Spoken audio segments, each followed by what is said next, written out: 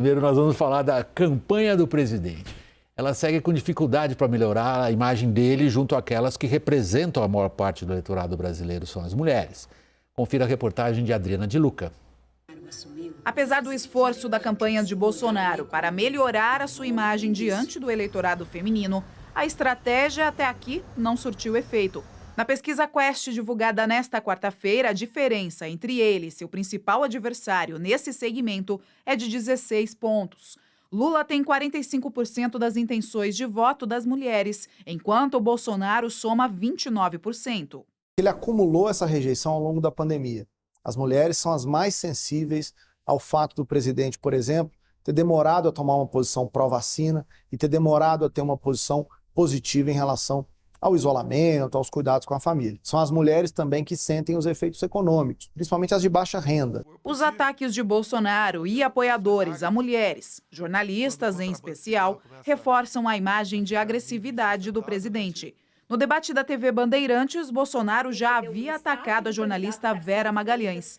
E nesta terça-feira, o deputado estadual por São Paulo, Douglas Garcia, do Republicanos, que é apoiador do presidente, reproduziu o ataque à jornalista. A senhora é uma vergonha para o jornalismo brasileiro. Porém, eu queria saber se a senhora tem vergonha na cara. A repercussão foi tão negativa que até mesmo aliados do presidente dessa vez saíram em defesa da jornalista.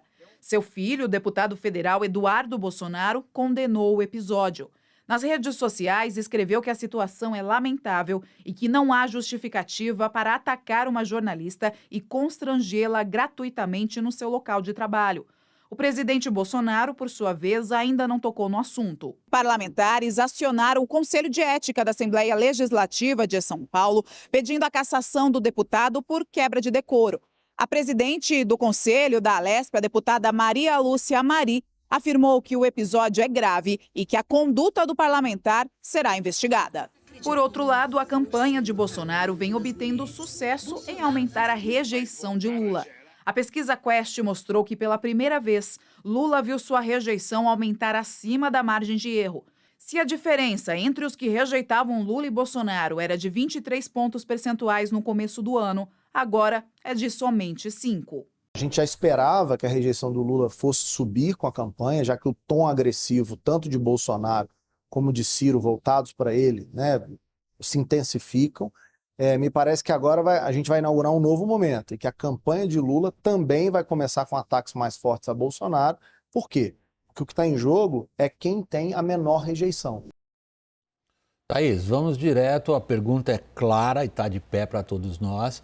Se Bolsonaro demonstra um empenho em, de alguma forma, rearranjar a relação dele com o eleitorado feminino, e aí acontece uma cena lamentável, deplorável, como foi essa com a Vera, a medida de contenção de dano iniciada pelas próprias tropas bolsonaristas tem, 1, qual capacidade de conter os danos? 2, qual a capacidade de refazer essa relação com o eleitorado feminino? William, começar pela segunda pergunta. Não sei se o presidente Jair Bolsonaro tem capacidade de refazer qualquer ligação com o eleitorado feminino, porque, além de todos esses aspectos que a nossa reportagem muito bem detalhou em relação à preocupação da mulher, em relação à pandemia, você citou a questão das armas, tem um elemento também que está ali, que em muitas famílias, muitas casas, a mulher é a chefe da família. Muitas mulheres, mães solteiras, que dependem do Auxílio Brasil. E o que as pesquisas nos mostram é que, entre aqueles que recebem Auxílio Brasil, o presidente não vai bem. Ele continua muito abaixo do candidato Lula. Então, essas mulheres talvez também esperassem que uma medida social como essa viesse antes, não às vésperas das eleições. Então, essa é a primeira parte. A medida de tentar conter um dano foi pensada no QG bolsonarista, tanto que me disseram que o presidente Jair Bolsonaro não se posicionou de propósito. Porque poderia soar não verdadeiro, já que uma das frases ditas pelo deputado Douglas Garcia, "você é uma vergonha para o jornalismo", foi a mesma dita por Bolsonaro no debate da Band. E mais do que isso, há uma preocupação no QG bolsonarista, havia pela manhã, de não nacionalizar, de tentar jogar essa história apenas na disputa de São Paulo. É claro que essa estratégia não deu certo, mas aí eles continuaram nessa toada e coube a Eduardo Bolsonaro esse papel. Mas, Felipe tem até mais detalhes do que eu, mas o que me disseram é que Eduardo Bolsonaro fez esse tweet de bom grado, porque ele mesmo tem uma rixa particular com Douglas Garcia. Bom, Felipe, ela jogou a palavra para você. É porque o Douglas Garcia, ele é deputado estadual bolsonarista ali, de raiz, dessa tropa mais reacionária, e ele é candidato a deputado federal. E o Eduardo Bolsonaro, que já é deputado federal, é candidato à reeleição, então eles concorrem no mesmo eleitorado paulista. Então, o Eduardo Bolsonaro gostou, por um lado, de fazer esse repúdio. O que é curioso na nota dele é que ele fala: não podemos nos comportar como se estivéssemos na internet. É como se na internet, então, estivesse liberado. Tentar ali um assassinato de reputação contra jornalistas independentes, etc. Foi um ato falho. Aqui eu sou anônimo, eu faço o que me dá na cabeça. Exatamente. Aliás, ele tem assessor que tinha conta anônima, isso apareceu na CPMI das fake news, que depois foi deixada de lado. Então, você tem um mau exemplo de cima, que vem do pai, é repercutido pelos filhos nas redes sociais e, às vezes, o caldo acaba entornando presencialmente. Bom, o caminho da coisa a gente traçou, Raquel. A pergunta, eu acho que ainda continua de pé para a gente dar uma espiada nela, é a seguinte: qual a eficácia dessa operação de conter danos? Olha, eu acho que pequena, e acho que a despeito desse esforço que a Thaís falou de regionalizar, acho que não dá certo, mas mesmo se desse, era um problema enorme para Bolsonaro, porque ele precisa garantir um palanque aqui em São Paulo. Todos os especialistas são unânimes em dizer que Bolsonaro não ganha essa eleição se ele não virar São Paulo. E aí ele e Tarcísio estão umbilicalmente ligados. E o que aconteceu ontem, é um problemão para a campanha do Tarcísio de Freitas. Mais cedo conversei com ele estava bastante preocupado, muito constrangido com a situação, e a gente vê que isso já foi jogado no meio da campanha eleitoral paulista. O Rodrigo Garcia já fez tweet, porque a estratégia do Rodrigo Garcia, que está disputando a segunda vaga com o Tarcísio, é colar no Tarcísio a rejeição do Bolsonaro. Então, periga isso daí que, segundo o Tarcísio, foi uma iniciativa do deputado, do qual ele não sabia, não tinha a menor ideia, atrapalhar Tarcísio chegar no segundo turno, que é fundamental para Bolsonaro, garantir um palanque forte em São Paulo. Vocês trouxeram a discussão um pouco para o plano do político regional e como é que as diversas forças estão no embate. Eu vou ser o chato, vou voltar um pouco à questão do eleitorado feminino, aliás, aproveitando vocês duas aqui, né? Como é que vai indo essa campanha do Bolsonaro de tentar se rearranjar com o eleitorado feminino? Agora, especificamente, tratamos um caso deplorável que dirão muitos, não é fora da curva, mas nós estamos examinando como é que uma campanha eleitoral lida com, digamos, com esse aspecto negativo e tenta eventualmente corrigi-lo. Vai indo bem? As pesquisas não mostram isso ainda, William, porque embora a gente tenha visto hoje na Quest uma subida da rejeição do candidato Lula, como está posto ali no QG de Bolsonaro, é uma das articulações, é um dos objetivos do QG bolsonarista, a gente vê que a rejeição do presidente não cai tanto, embora ela já tenha sido mais alta no passado, é uma rejeição que, às vésperas da eleição, ainda é muito grande. E esse é um ponto de preocupação. Essa rejeição está muito atrelada à rejeição, principalmente, do eleitorado feminino. Então, deixa eu ver. Tá certo. É porque a grande passagem já deixa de novo para o Felipe. É uma luta inútil, Felipe? Ele devia desistir disso? Olha, de tentar, digamos, vamos usar a palavra clara, de tentar reconquistar as mulheres? Olha, é difícil para ele porque tem o histórico de hostilidade dele, dos filhos, dos apoiadores. Tem também o preço dos alimentos que ainda está alto. Muitas mulheres controlam ali o orçamento doméstico, então elas não veem esse horizonte de melhora que existe em alguns outros indicadores econômicos. O Bolsonaro consegue atingir as mulheres do eleitorado evangélico. E para isso ele escalou a Michele Bolsonaro para suavizar a imagem dele, para humanizar, para falar com aquele teor religioso. Tem um lado maniqueísta de dividir o bem contra o mal, de falar que Jair Bolsonaro é enviado de Deus, mas tem muitas mulheres que frequentam os cultos, onde eles estão indo fazer campanha, e ele conseguiu atingir. Mas para fora dessa bolha, está realmente difícil. Raquel. Eu concordo com o Felipe. Eu acho que assim, a única alternativa que o Bolsonaro tem, ele não consegue encampar uma pauta feminista. E eu acho que nem é esse o caminho para falar com essa mulher de baixa renda com a qual ele precisa conversar. O caminho que ele tem é tentar ir por outras alternativas, falando sobre outros assuntos. Aí, quando ele faz o apelo evangélico, ele encontra alguma ressonância com a figura da Michele, você vê que ele sobe um pouco entre os evangélicos. Agora, no custo de vida, na segurança, que são questões também centrais para essas mulheres, porque o que está no radar, no foco dessas mulheres? A segurança dos seus filhos, botar comida na mesa e os valores, os costumes, a defesa da família. Desses 3 pilares, ele está falando só para um. Talvez não seja o suficiente. Deixa eu ampliar um pouco, então, a nossa maneira de encarar esse momento e as modificações que a gente eventualmente possa detectar nas respectivas campanhas. Thaís, a gente viu nos dados apresentados na reportagem da Adriana a curva das duas rejeições. A do Bolsonaro baixando um pouquinho, a do Lula subindo um pouquinho. É um tique, como se costuma dizer, numa situação consolidada, ou há algo aí atrás? William, essa mexida que a gente viu hoje já era detectada pelas pesquisas internas da campanha do presidente Jair Bolsonaro. Eles vêm dizendo há pelo menos 2 semanas que eles têm medido internamente o aumento da rejeição do ex-presidente Lula.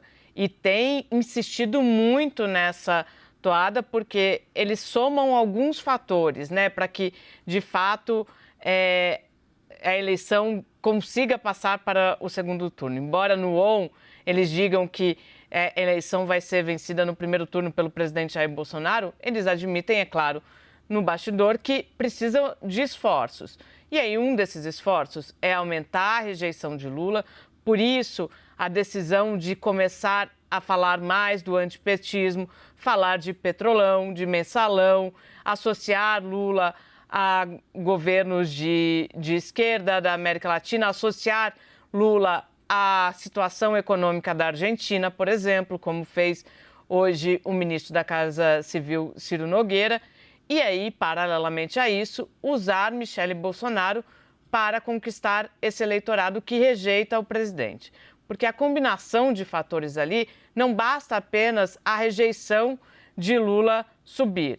Eles avaliam que a rejeição do presidente Jair Bolsonaro tem que cair, e tem que cair bastante. Então, há um esforço. E são muitas peças, né, para que se consiga atravessar Concordo esse contigo. caminho. São muitas peças interligadas, agora, simplesmente por efeitos didáticos, vão separar entre a ação de diminuir a própria rejeição e a ação de fazer aumentar a rejeição do adversário. Trazendo aqui para o vocabulário político, que tira tanta coisa do vocabulário militar, Felipe, é uma concentração de artilharia. Suficiente?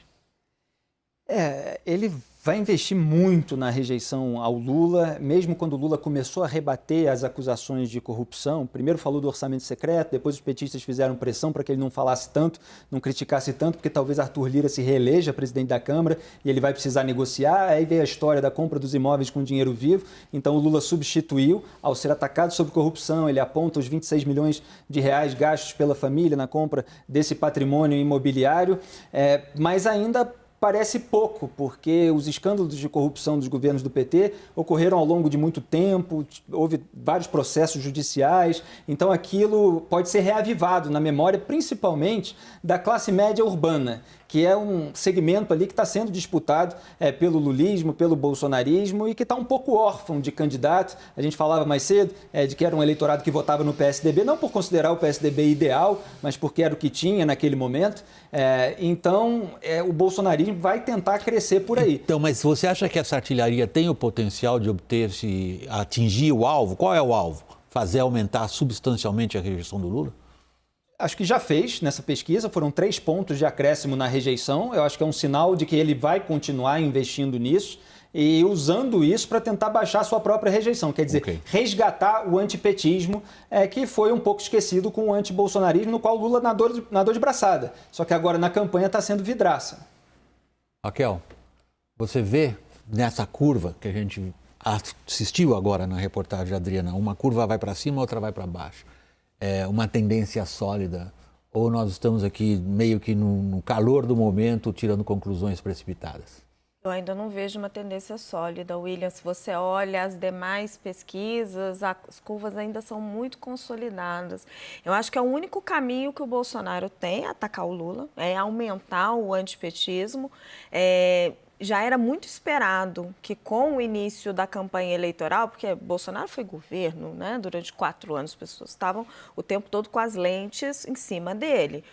Com o início da campanha eleitoral, trazendo todos os escândalos da época do Lula, isso ia voltar à tona. Só que o maior desafio dele, eu até acho que ele pode aumentar a rejeição do Lula, mas suficiente para encostar na dele, a rejeição dele é altíssima. Porque se ele não tivesse uma rejeição tão alta, o Lula só vai conseguir, eventualmente, ganhar essa eleição com uma rejeição alta, porque ele tem uma rejeição muito alta da população brasileira, porque o Bolsonaro tem uma rejeição maior ainda. E tem muita dificuldade de se comportar. Esses episódios recentes mostram isso, essas hostilidades, a jornalista, a outra candidata no debate, a puxada de couro de imbrochável, tudo isso atinge determinados segmentos do eleitorado que o rejeitam e acabam turbinando esse sentimento de rejeição. Mas esses segmentos seriam aqueles aos quais você acabou de se referir, Felipe, os segmentos de classe média alta? A minha pergunta como provocação intelectual a vocês é a seguinte, em que medida que isso que a gente registra, particularmente nós jornalistas, uma agressão como essa a uma jornalista, a uma colega, em que medida isso permeia, desce nos estratos de 1 a 2 salários mínimos que formam a grande maioria do eleitorado? Pois mas nesses estratos de até 2 salários mínimos ele já está perdendo muito. Então, mesmo que não chegue, ele não consegue reverter. O que a gente está vendo é que o aumento do Auxílio Brasil de 400 para 600 não surtiu efeito ainda. Eles têm uma torcida muito grande para que as próximas rodadas façam que as pessoas sintam esse impacto positivo, atribuam isso ao governo e decidam votar no Bolsonaro. Mas é muita coisa para pouco tempo. Em outras palavras, Thaís, o que vocês estão dizendo é que, usando a linguagem do marketing, né, o Bolsonaro não encontrou o pitch, como se diz no setor de marketing, para diminuir a própria rejeição. Parece que ainda não, William. E essa pergunta que você fez para o Felipe sobre atingir a população mais pobre, quando aconteceu o debate da Band, aquele também episódio com a Vera Magalhães, uma das avaliações era que aquela postura do presidente Jair Bolsonaro, ela não fazia diferença nenhuma para essa eleitora de baixa renda, eleitora talvez evangélica, porque as preocupações dela são outras. São colocar comida em casa, são a segurança do filho. Então, naquele momento, eles avaliavam como um episódio ruim, sim, mas eles não atribuíam nenhum impacto nas pesquisas ou na obtenção de votos. Não sei se segue assim, porque, como lembrou o Felipe, ali na faixa de menos 2 salários mínimos, Bolsonaro segue basicamente estável, né? Muito atrás do ex-presidente Lula. Então, essa massa de classe média, que a gente chama, é essa que vai, no fim das contas, poder fazer com que o presidente atinja os seus objetivos. Mas isso que você pergunta, William, parece que a gente está falando que faltam alguns meses, né? E faltam menos de 20 dias.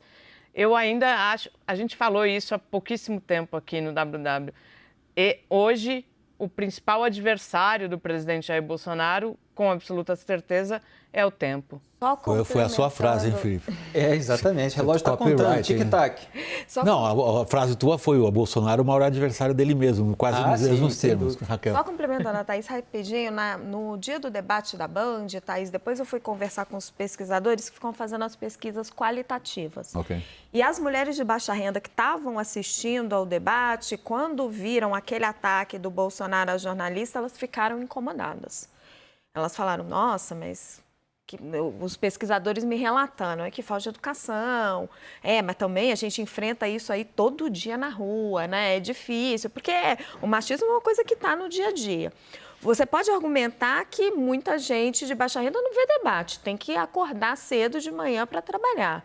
O debate é para um público de alta renda. Só que, me disseram os pesquisadores, essa informação vai chegando para essas pessoas ao longo do tempo, pelos que eles chamam de o formador de opinião. Através de uma sobrinha mais interessada em política, alguém da família, uma vizinha. Com o tempo, isso vai se espraiando. E aí tem um conjunto da obra, né, William? Que são vários eventos seguidos. A Raquel nos explicou se chega ou não chega nessas classes através das apurações dela. Só um adendo, William, posso? Claro, Thaís. Não, isso que a Raquel nos traz é um exemplo perfeito, talvez, para a sua pergunta. Será que ele não percebeu? Então, voltando um pouco no que dizia a campanha, talvez não tenha percebido mesmo. Não, a minha pergunta era um pouco mais, digamos, era um pouco mais provocativa nesse sentido, para obrigar a gente a pensar. Existe um pitch capaz de diminuir a rejeição de Bolsonaro? Eu não vejo esse pitch, William. Eu vejo assim, vamos usar a máquina pública, que existe isso dentro da campanha bolsonarista. A gente viu o auge disso talvez no 7 de setembro. Aí o TSE deu uma regulada, mas eles ainda querem liberar emendas para os parlamentares. E já tinha tido a PEC, hein? Que a gente achava que, né? Exatamente. Já podia ter sido o limite, mas não tem mais ainda. Não, mas peraí, vocês estão falando de ferramentas... que eu posso aqui ser um pouco, digamos, brutal e dizer, essas são ferramentas de compra de votos. O que eu me refiro é se existe um spin, um pitch, um tratamento de imagem que fosse capaz de reduzir a rejeição do Bolsonaro. Pelo jeito não existe. Exatamente, eu ia falar desse par, né? O uso da máquina pública e aumentar a rejeição ao Lula. Ele não consegue ali um recado novo. Se você vir os discursos que ele fez em Brasília e em São Paulo, nas manifestações do 7 de setembro, não existe um recado específico para um segmento que ele quer atingir. Existe assim, o meu governo teve agora uma melhora econômica, queda do desemprego, preço dos combustíveis, aí ele tenta levar todo o crédito, a gente sabe que tem fatores internacionais. E ataque ao Lula, à esquerda, valores, etc. Não tem uma pegada nova, tem o que está acontecendo, estamos melhorando e a esquerda não pode voltar, então é o mesmo discurso. Não tem uma pegada nova, Raquel, Thaís? Ele tentou, na pandemia, por exemplo, dizer, né, pedir desculpas, eu não sou coveiro, mas fica tímido, fica meio envergonhado. É difícil para ele fugir da imagem dele mesmo. E da própria natureza. Sim, completamente isso. Tem muito de... Recentemente, numa das postagens que ele fez, nessa tentativa de humanizar, ele fala sobre o perfil dele falar palavrão, dele ser autêntico mesmo. Tem muito essa convicção, pelo que a gente conversa com os integrantes da campanha, William, de que o presidente Jair Bolsonaro tem uma convicção de autenticidade que foi a que o fez chegar até aqui, e ele ainda aposta que é isso que o continua dando força para ter eleitores. Então, me faz lembrar um título velho de um faroeste velhíssimo, que vocês, todos mais jovens, não vão lembrar, eu lembro, e cuja tradução não tinha nada a ver com o título original em inglês, que era Os Brutos Também Amam. Quem sabe se fosse um pitch, não sei, eu não sou um marqueteiro da campanha do Bolsonaro, nem tenho a menor habilidade de ser, não entendo de marketagem de política, pelo amor de Deus. O que a gente faz aqui é analisar risco, analisar coisas políticas e não dar conselho para marqueteiro. Mas o que vocês aqui colocaram na mesa não tem como mudar o Bolsonaro. Agora, vamos ver um pouco a campanha do Lula. Nós estamos aqui conversando bastante ontem, por exemplo, no empenho, na estratégia, na tática. Tática político-eleitoral acho que é mais certo do que estratégia aí no caso. Da busca do voto útil. Hoje um pouco mais tímido isso. Caiu a ficha que está difícil? Caiu a ficha que está difícil. Eu acho que eles tinham uma estratégia de apelar o voto útil ali para a última semana e eles estão antecipando, agora encontrando o tom exato porque esse apelo pode afugentar o eleitorado também se ele for muito agressivo. Então, o Lula que é o que a Simone Tebet disse hoje com todas as palavras. Exatamente. E eles estão fazendo um trabalho de contenção, tanto o Ciro Gomes quanto a Simone Tebet, e o Bolsonaro está ali mirando no eleitorado da Simone Tebet. E o Lula fala assim, não é para desmerecer ninguém e tal, mas... Então, assim, ele tenta amenizar o tom, ser muito moderado, dizendo que era melhor para ele ganhar no primeiro turno. Tanta gente que tem 1% e sonha em se eleger, falta pouco ali para me eleger no primeiro turno, também sonho e tal. É uma coisa mais indireta, mais posando de simpático. Não sei se vai ter efeito. É isso. Cola. Pois é, é o debate do momento dentro da campanha do ex-presidente Lula, porque tem isso que Felipe coloca, que é essa tentativa de Lula de não melindrar, como eu disse ontem, né, não melindrar os adversários a ponto de que essa ofensiva se reverta negativamente para a campanha petista. Tem uma ala que defende que esse movimento seja feito de maneira mais incisiva, e aí a gente vê muita gente atuando, principalmente dos partidos aliados da coligação, atuando de maneira bastante firme a favor desse voto útil, mas ali na cúpula ainda há uma convicção, exatamente isso que o Felipe colocou, de que esse movimento ele só deveria ser feito de fato na última semana. Então, o que eu sinto é que há uma divisão, assim, e muito por conta, talvez até de experiência política do próprio Lula, de saber que isso, no fim das contas, pode não sair como ele desejou. William, eu tenho uma sensação, e aí não é apuração, deixar claro que é uma sensação, de que vai um pouco ao sabor das pesquisas. Quando saiu o IPEC, que mostrava uma subida do Lula, mesmo na margem de erro, mostrava que podia ser que ele tivesse chance de ganhar no primeiro turno, a gente viu ele muito animado, ele chegou a fazer um vídeo e tal. Hoje que sai a Quest, que tem uma outra metodologia, conta uma outra história, a verdade é que está muito difícil para nós, para os analistas de pesquisa e para as campanhas, ver qual é a tendência, se existe uma tendência, um espaço de vitória no primeiro turno ou não. E aí, como é um movimento extremamente arriscado estrategicamente, sem você ter números que baseiem o seu movimento, fica difícil, né, a tomada de decisão. Eu adoro o vocabulário militar nessa situação. O que você acabou de descrever chama-se no vocabulário anglo-saxão fog of war. Você sabe que tem uma batalha ali, mas você não sabe exatamente como é que ela está andando e que decisões você tem que tomar.